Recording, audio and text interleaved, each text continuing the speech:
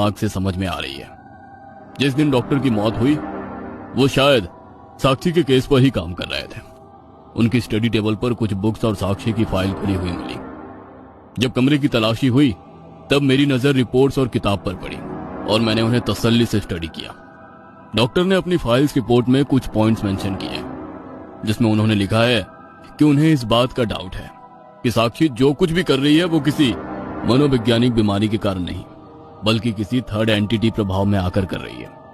Medical science इस तरह की चीजों की पुष्टि नहीं करता, इसलिए उन्होंने कई बड़े बड़े डॉक्टर के रेफरेंस से प्रॉब्लम को समझने की कोशिश की और एंड में अपनी रिपोर्ट तैयार की। लेकिन अभी भी सवाल वही है कि आखिर डॉक्टर की हत्या किसने की और क्यों। जिस तरह से डॉल ने बाबा के शिष्य मार्कंडे पर हमला किया वैसे ही ये भी हो सकता है ना कि उसी ने डॉक्टर के ऊपर हमला किया हो जिसमें उनकी जान चली गई। मुझे यकीन नहीं हो रहा है कि इतने बड़े डॉक्टर वो इस तरह की बातों पर यकीन कर सकते हैं। अब तो आपको यकीन हो गया ना इंस्पेक्टर साहब कि मेरे पति या मेरे परिवार में से किसी का भी मर्डर में कोई इन्वॉल्वमेंट नहीं है।